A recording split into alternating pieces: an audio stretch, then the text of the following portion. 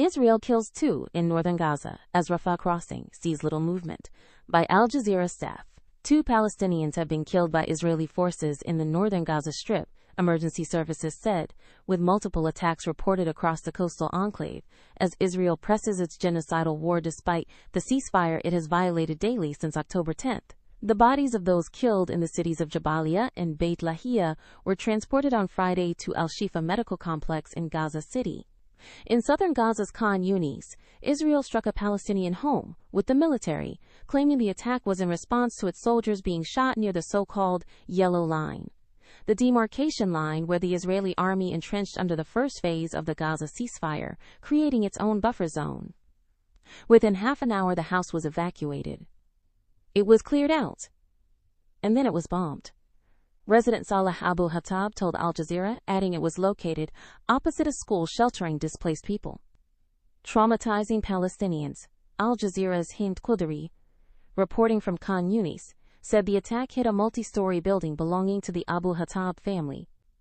No injuries or deaths were reported, she said.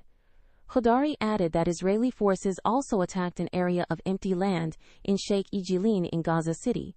Despite the ceasefire, Israeli forces continue to attack different areas across the Gaza Strip, which is traumatizing Palestinians, she added.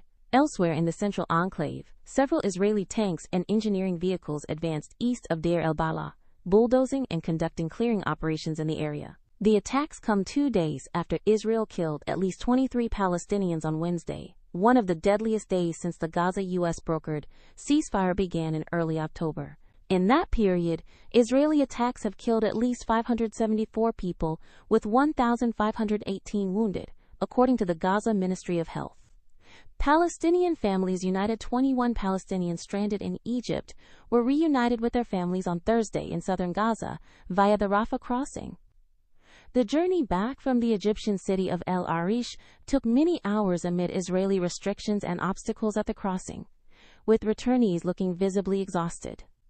The Rafah crossing on the border with Egypt, the only way in and out for almost all of Gaza's more than 2 million residents, was kept shut by Israeli authorities for most of the war and only partially reopened on Monday.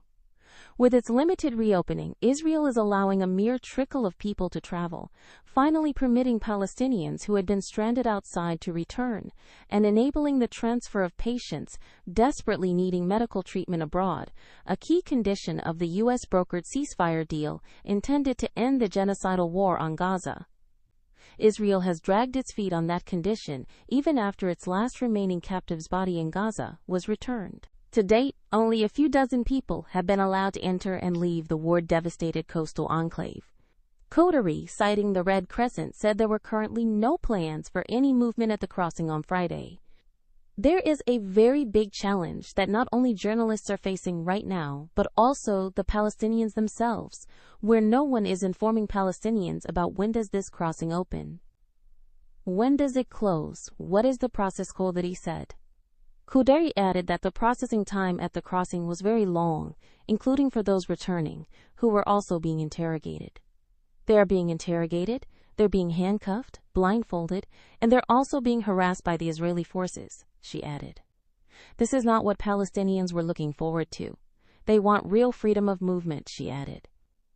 Meanwhile, the pace of medical evacuations since the crossing's partial reopening has been slower than the numbers promised, and far short of what was required to meet the needs of the approximately 20,000 patients in need of medical treatment in other countries. While the agreement had spoken of 50 patients being evacuated each day, accompanied by 2 family members each, only about 30 had been transferred so far this week. Gaza's healthcare system has been devastated by Israel's genocidal war on the enclave, with 22 hospitals put out of service and 1,700 medical workers killed, according to the Palestinian Health Ministry. By Al Jazeera staff,